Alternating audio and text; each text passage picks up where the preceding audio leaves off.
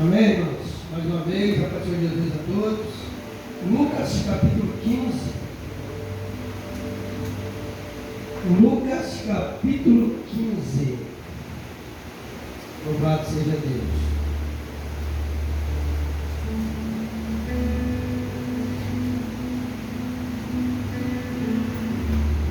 Lucas capítulo 15. Verso 1 e 2. E chegavam-se a ele todos os publicanos e pecadores para o ouvir. E os fariseus e os escribas murmuravam, dizendo: esse recebe pecadores e come com eles.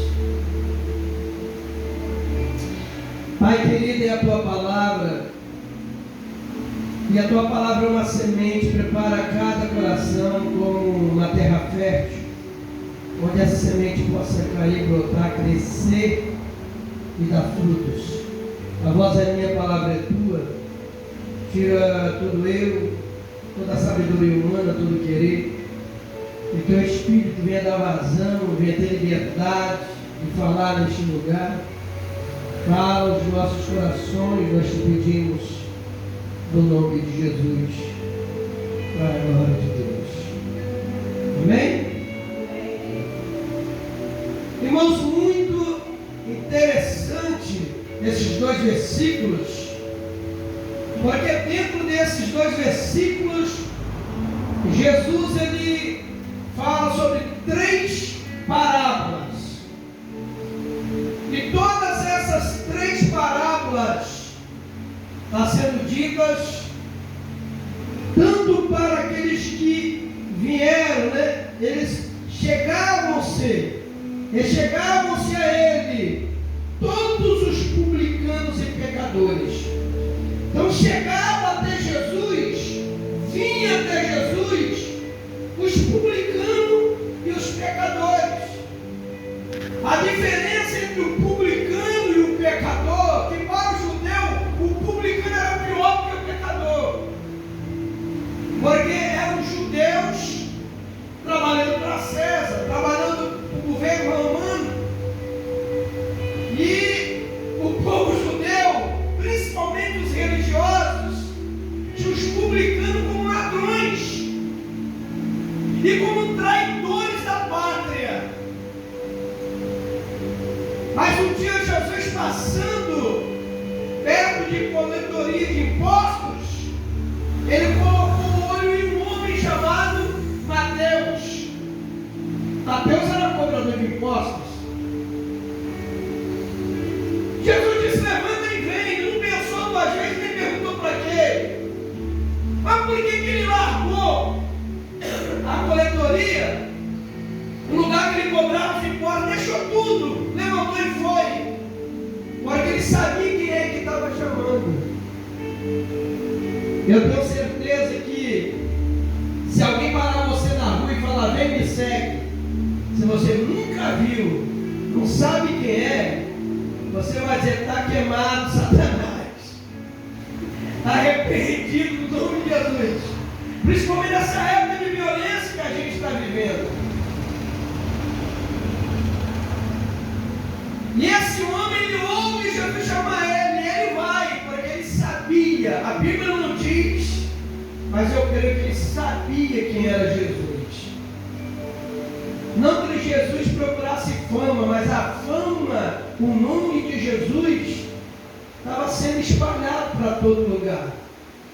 As pessoas falavam: aquele que cura, aquele que liberta, aquele que prega e ensina com ousadia e com autoridade. Então Mateus, o discípulo, foi um publicano. Todo mundo conhece a história de Zaqueu, o homem de baixa estatura, com medo de morrer apedrejado. Ele não vai para o meio da multidão, ele procura um lugar para se esconder da multidão, mas um lugar que ele pudesse ver Jesus. A Bíblia diz que ele queria conhecer Jesus. E você só tem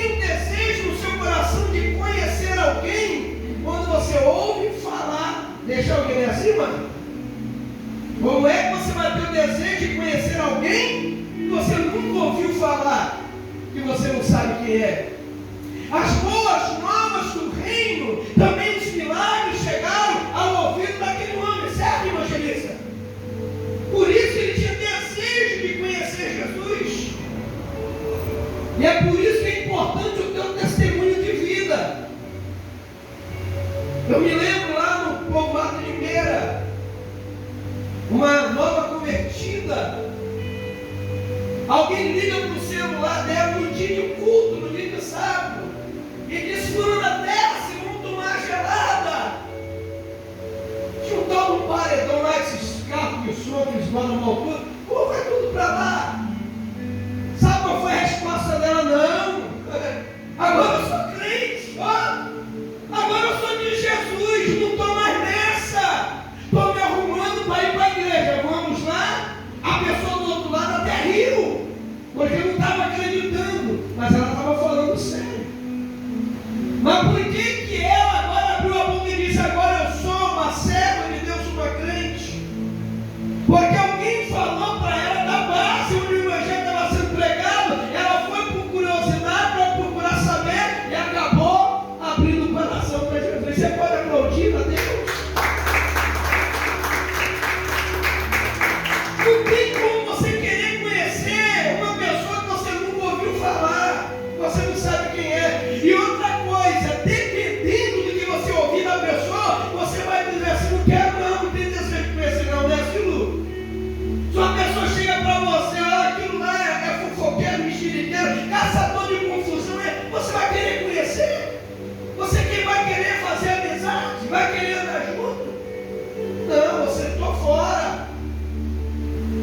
Então se ouve falar de muita gente, mas você não quer nem perto. Mas quando se ouve falar de Jesus, a pessoa tem um interesse de conhecer, ou até de querer seguir. Eu tenho certeza que cada um que está aqui, mesmo em questão de poucas pessoas, você abriu seu coração para Jesus um dia, porque alguém falou, e você teve interesse de querer conhecer, de querer saber melhor quem é Jesus, o que é o Evangelho. E você abraçou, abriu o teu coração e abraçou, e deixou ele para fazer morar. Mas vamos lá.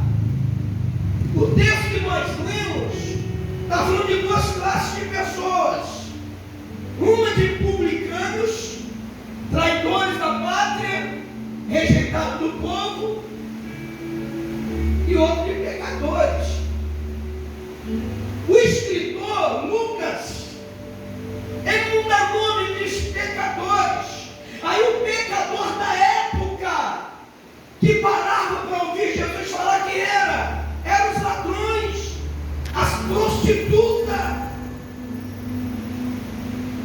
Então quando se fala em pecador, todo tipo de pecador queria estar perto de Jesus, mas não queria estar perto dos fariseus, não queria estar perto de um sacerdote, não queria estar perto de alguém que representava o templo, porque eles viviam a lei, guardavam a lei e achavam que estava salvo, mas não sabia o que era o verdadeiro amor de Deus. Coisa linda, irmãos. Enquanto os pecadores, os publicanos, se achegam para ouvir e conhecer, os religiosos, os fariseus, eles olham para os pecadores, olham para Jesus e diz que é filho de Deus, mas se assenta com o pecador, come com o pecador, entra na casa de pecador. E a resposta de Jesus é o quê? Eu vim para aqueles que se haviam perdido. Ele está dizendo: eu não vim para fariseu, eu não vim para religioso, eu não vim para aquele que se acha salvo, eu vim para aquele que está atrás da salvação, eu vim para aquele que está atrás do perdão e da misericórdia de Deus. O pecador, ele reconhece seu pecado e quer o perdão de Deus, ele quer a graça de Deus. O religioso não. E o que eu conheço de religioso é um bocado aí. É a mesma coisa. O que é um fariseu? coisa que ele chegar para a pessoa, vamos supor, eu tenho 2 sacos de cimento aqui. Eu até ajudo a colocar nas costas de Rubens. Assim, Rubens, é um saco para mim e para ele. Eu jogo 2 sacos de cimento nas costas de Rubens e vamos, rapaz, anda! Tá lento, tá devagar, mas quem está carregando o saco é ele. Eu só estou observando e dando lá. Aí por isso que vem as 3 parábolas. Essas parábolas servem para o fariseu, mas servem para o publicano e servem para os pecadores, para a classe de pecadores. Quem é pecador aí, levanta a mão. Jesus disse: aquele que não tem pecado é mentiroso.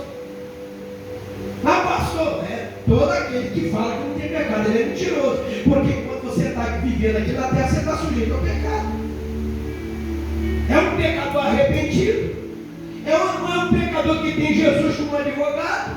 É um pecador que confessa, deixa e alcança misericórdia, mas não deixa de ser pecador. Não foi os publicanos, nem os pecadores que levaram a mulher adúltera diante de Jesus. Foram os religiosos, os santãos, os salvos. Arrasta a mulher pelo cabelo. Não levou o homem, levou só a mulher. Tinha que levar o casal. Ela não estava adulterando sozinha. E adultério o quê? Uma mulher casada, um homem casado. Diferente de prostituição. Deu para entender? Diz amém? Então pegou a mulher traindo o seu marido, e o marido traindo a sua mulher. Eram os 2, mas levaram ela. E Jesus, você já conhece a história. Quem não tem pecado pode jogar a primeira pedra. E o engraçado, irmãos, que está cheio de religioso por aí que anda com um saco de pedra dentro do saco e sai dando pedrada em todo mundo, mas se esquece que ele também precisa levar algumas. É claro que Deus, Jesus, ele ensinou o reino, ele perdoou. É claro que a gente vem como está, mas não permanece como está. Eu tenho o costume de dizer que igreja não liberta ninguém, pastor não liberta ninguém. Quem liberta é Jesus, quando a pessoa quer se liberta. Porque está escrito ele mesmo dizendo: pois se o Filho nos libertar, verdadeiramente sereis livres. Porque ele não está sujeito a pecar, ele não está sujeito a cair.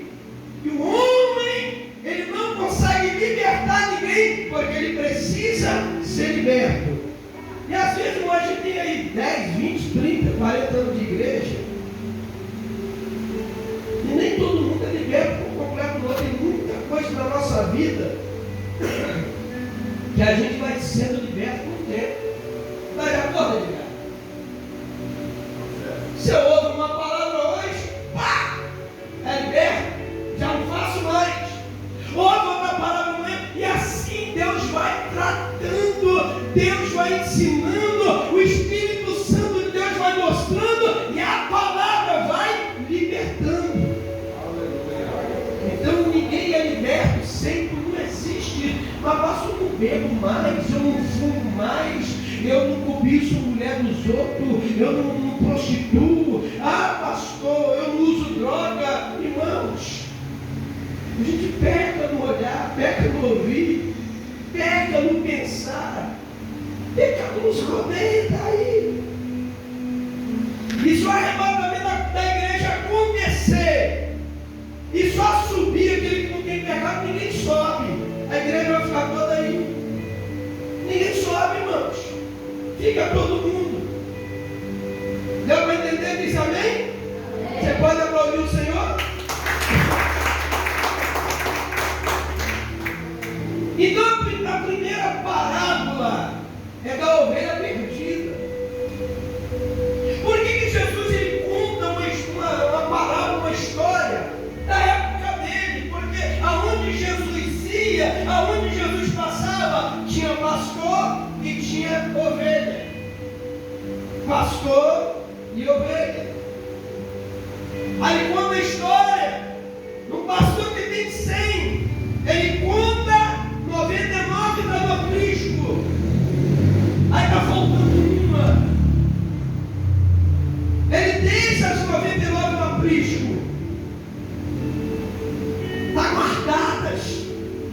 E ele sai à procura da ovelha perdida. Porque na época de Jesus, as ovelhas eram atacadas por ursos, raposas, leões, pelas bestas feras, e tinha também, muitas das vezes, o problema do terreno ser acidentado, muitas pedras, abismo. E esse pastor sai à procura e encontra a ovelha caída, machucada. Ele pega aquela ovelha e coloca aqui no ombro. Quando ele coloca aqui no ombro, perninha para cá, está aqui as perninhas no meio do pescoço do pastor, ele segurando, levando cuidado. Ele cuida da ovelha. Tem 99, mas aquela ovelha que ele achou ferida, ele cuida dela. E a Bíblia nos ensina, nos mostra que ele chama seus amigos, ele convida seus amigos a participar da mesma alegria que ele estava sentindo de poder trazer aquela ovelha de volta para o rebanho. Mas Jesus está falando aqui de ovelha. Vamos falar? Jesus está falando de quê? De ovelha, não é de bode. Eu falei que uma certa vez, isso eu ouvi um pastor contando, né? Que tinha um pastor de ovelha, ele pegou o bode, rapou a barba do bode, cortou o chifre do bode, colocou até uns negócios de lã sobre o bode. Mas bode é bode, você pode botar o bode no meio da ovelha que não vai ficar. A ovelha, quando ela vai comer no pasto, ela só come as folhas por cima, a raiz fica. 2, 3 dias de novo, o pasto está lá para ela comer de novo. O bode come o pasto com raiz e tudo. Vocês sabiam disso? Já se lembra que guarda uma puxada de pote? Ele come o pau, não é assim, diga? Ele come até a raiz. Se você tiver uma árvore frutífera, como se você tem um pé de laranja, ele come a laranja, come até os espinhos, se descer ele come, o bicho come tudo, uma praga. Bota o bode no meio das ovelhas, vai ficando chifrando, tudo quanto é ovelha vai ficar machucada, porque vai levar a chifrada do bode. Mesmo cortando o chifre, o bicho vai dar cabeçada nas ovelhas. Ovelha você não precisa amarrar, ovelha não pula cerca. A ovelha, ela aprende desde pequena a entrar e a sair pela porta. Uma vez nós vimos até Nilson dando um exemplo aqui, os pastores em Israel eram muitos pastores colocando várias ovelhas no mesmo lugar. Aí vinha um pastor que tinha 100 ovelhas, vamos supor, tinha 10 mil ovelhas lá. Aí vinha um pastor que tinha 100. Só dele falar, as ovelhas dele conheciam a voz dele, conhecia a voz dele. E a 100 vinha no encontro daquele pastor. Se fosse outro, o pastor delas, elas vêm a 100 e saem. Se vem o outro lá, tem 1000, as 1000 vai sair no meio de todos e vai sair com ele. Então as ovelhas dos pastores se misturavam, mas na hora de sair de dentro do mesmo rebanho, cada ovelha sabia quem era o seu pastor. Isso é uma realidade. E essa parábola que Jesus está lecionando do bom pastor, ele está falando dele mesmo. Tipo, não, os pastores da igreja têm que ir atrás das ovelhas feridas. Até concordo que possa ter ovelha ferida, mas o que acontece nesses últimos dias é o cumprimento da palavra de Deus de Timóteo, esfriamento de muitas pessoas que estão deixando de ser ovelha, estão deixando de ser membros e estão caminhando para o abismo.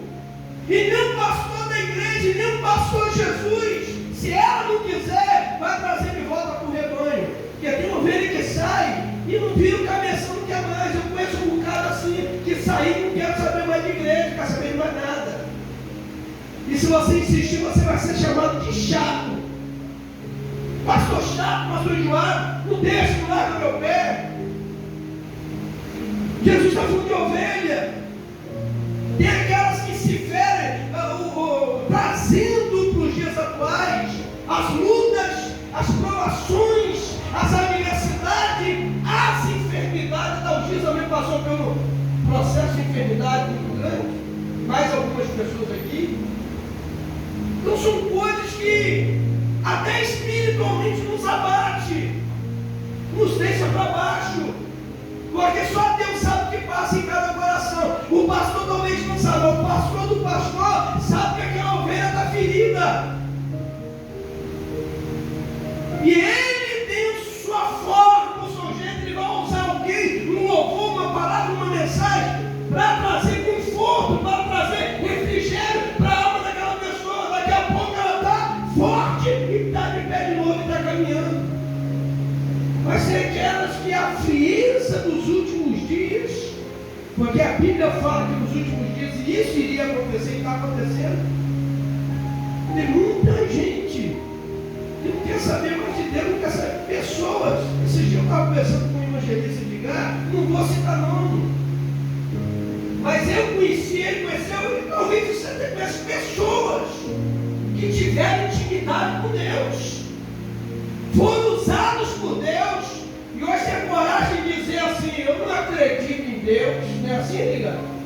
Eu não creio em Deus, não acredito em Deus.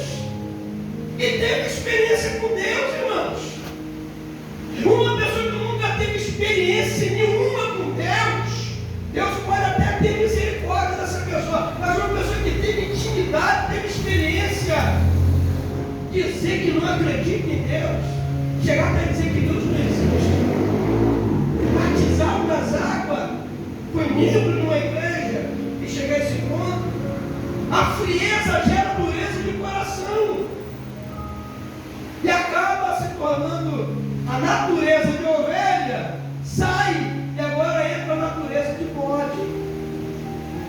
Porque quando fala de animal, está falando de natureza. Amém? E quando acha essa ovelha perdida, ele faz uma festa, ele se alegra. Porque quando o pecador se arrepende, Jesus disse que tem festa no céu. Não teve festa pelas 99 que estavam no rebanho, mas teve festa por aquela que foi encontrada ferida e perdida. Deu para entender? Diz amém, irmãos. Bate o pão para Jesus. Essas ovelhas que não teve festas para elas, podem representar os fariseus, os religiosos. Já estou salvo, já estou cheio de Deus, eu sou o cara, eu faço a conta. Irmãos, quando uma pessoa ela se acha autossuficiente, se acha melhor que os outros, a pior coisa na vida do ser humano é o orgulho, é nariz em pé, irmãos, ou querer ser dono de si mesmo. Então a festa não é para os fariseus, não é para quem está no aprisco e se acha salvo, mas a festa é para o publicano, a festa é para a prostituta, para o ladrão, é para os pecadores que param para ouvir, se arrependem dos seus pecados e abrem o coração. Pessoas feridas, pessoas que a sociedade rejeita, pessoas que a família não quer, pessoas que aos olhos de muitos não valem nada, mas abre o coração e permite Deus transformar. Pessoas feridas que são carregadas nos ombros por Ele, curada por Ele, depois de curada, vai para o rebanho, vai para fazer a diferença. Porque o testemunho fala com isso. Amém?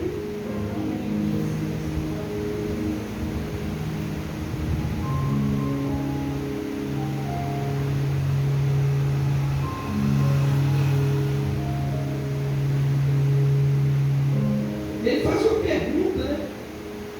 Um homem dentre vós, tendo 100 ovelhas, perdendo uma delas, não deixará no deserto mulher das 99 e não é após a perdida, ele já falou com os fariseus.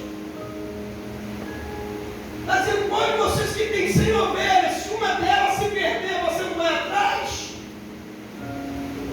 Porque eles eram religiosos, mas cobiçavam. Eles queriam saber de riqueza, de dinheiro, de fama, de poder. Porque o amor pela ovelha que os fariseus tinham não era um amor de um ser humano pelo animal, era o amor por aquilo que ela podia render. Porque perder uma ovelha era prejuízo. Deu para entender? Eles perdendo uma ovelha é prejuízo, ele vai atrás. Está ferida, não vai. Mas ele não pode vocês se tiver. Irmãos, Jesus está dizendo que a ovelha ferida é o pecador, é a prostituta, é o publicano, que eram mal vistos por eles, não eram bem recebidos por eles. Aí depois Jesus conta uma outra parábola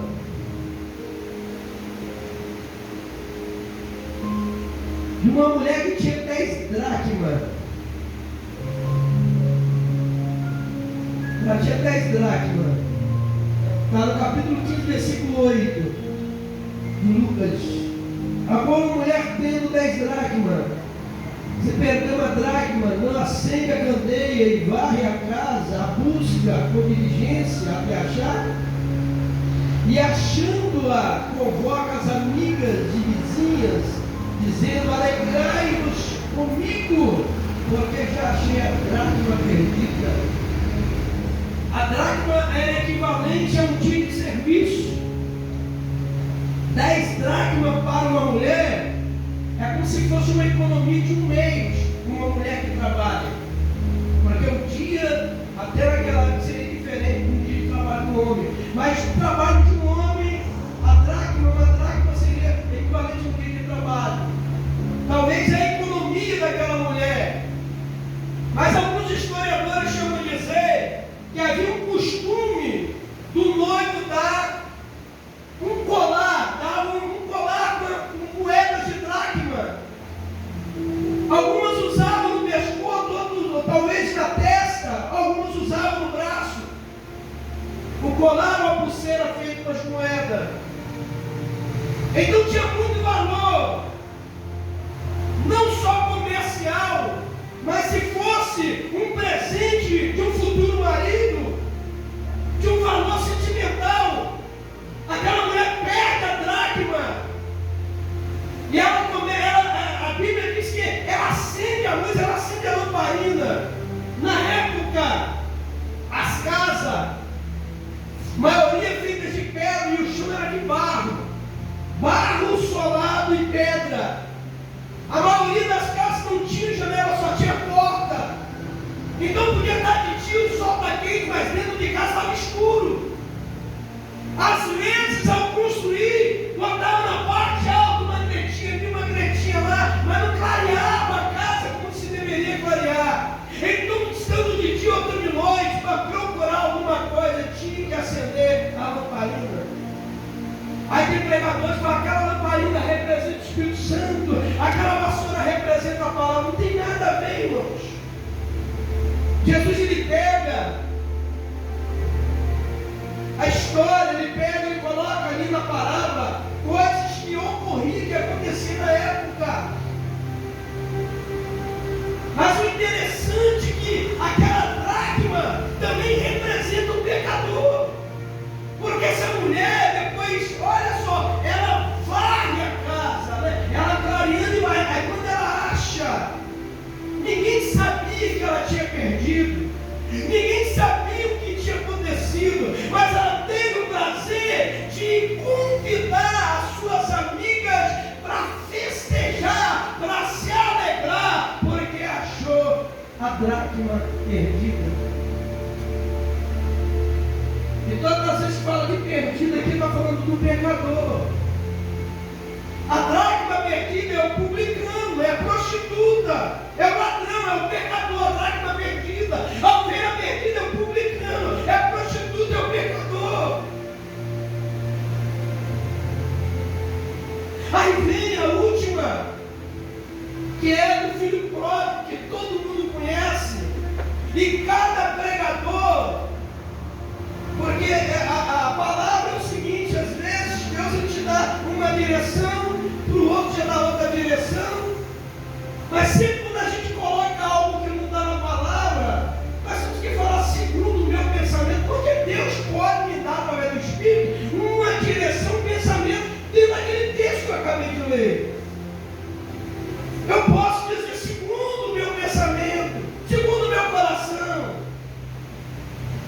Davi fala, Deus falou, irmãos, falar que Deus falou e Deus não falou. Você está pregando a palavra dele, a voz é sua, mas tem coisa que sai da palavra, você fala que Deus falou, fica estranho, porque Deus não sai da palavra dele. Palavra é palavra. Amém, Rubens? Palavra é palavra. Então a história é um rapaz que entende tudo, não faltava nada, um quarto bom, melhor alimentação, melhor roupa, o amor do pai, o carinho da família. E do nada ele vira um cabeção e fala, pai, o negócio é o seguinte, quero a parte, eu sei que eu tenho direito, eu quero parte da minha herança. Você não vê o pai dizendo, eu não vou te dar. Você não vê o pai dizendo, não tem tanto para adquirir, e você quer destruir. Você não vê o pai falando nada, o pai dá. As influências destroem até relacionamento de família. Está dando para entender? Destrói ou não destrói? Você tem um filho, tem uma filha, conforme a influência, pode destruir até um relacionamento familiar. A influência sobre o marido, a influência sobre a esposa pode destruir uma família. É verdade ou não é? A Bíblia não fala qual foi o motivo, mas diz que ele pede, o pai fala, vai dar. E ele vai. Mas quando ele sai de dentro de casa, ele se esquece do amor do pai. Ele se esquece do aconchego familiar, ele se esquece da cama, da comida, ele esquece de tudo. É uma aventura. Vai para um lugar e gasta tudo. E quando tinha alguma coisa, tinha amigo, depois que acabou, os amigos desaparecem. Isso acontece na vida real. Compra as carnes, faz um churrasco na sua casa, bastante carne, linguiça, Coca-Cola. Você convida uma pessoa e vai levar o pai, a mãe, o tio, a tia, o vizinho. Você se assusta. O Rubens gosta do churrasco? E aí? Convida um, leva 10? Acontece ou não acontece? Não é verdade? Não é verdade, Matinha? Você convida uma pessoa daqui a pouco, eu estou estudando assim, você se amagou, justamente com você. Às vezes você não fala nada, mas você fica assim. Até que a pessoa cara de pau, eu não vou chamar mais não. Da próxima vez, hoje eu trouxe 10, na próxima eu vou trazer 20. Mas é assim. Então, enquanto tinha amigo, quando não tinha, acabou. Quando você está na prova, não tem um amigo que pergunta para você se você está bem, se a sua conta está paga. Mas lá na frente se fartou nas suas costas. Aí você não tem mais condições de fazer as mesmas coisas. Cadê os amigos? Cadê um bom dia, boa tarde, boa noite? Como vai você? Aí esse rapaz, ele vai trabalhar, ele consegue trabalho. Eu vi o pregador dizer que ele comeu lavagem. Ele não comeu lavagem. Deus foi tão bom nessa parábola aí, ele não come a lavagem, mas ele teve desejo. A Bíblia fala assim, a fome era tanta que ele teve desejo, e mesmo ele tendo desejo de comer a lavagem, a comida que é para os pobres, os patrões não deixaram. Você já pensou o cara ser proibido de comer até a lavagem, cara? Aonde o cara chegou? Que fundo de poço é esse? Você está com um balde de lavagem para dar para os porcos, que ele meter a mão e comer, o patrão, epa, isso aí é para os porcos, você não vai comer não. Você está pior do que o porco. A sua situação está ruim. Mas ali, quando ele cai naquela situação, irmãos, é linda essa história, porque Deus está mostrando para os fariseus, mas também para os pecadores e publicanos, que nós temos que aprender a ser grato a tudo que nós temos, porque senão, quando cair em si o negócio,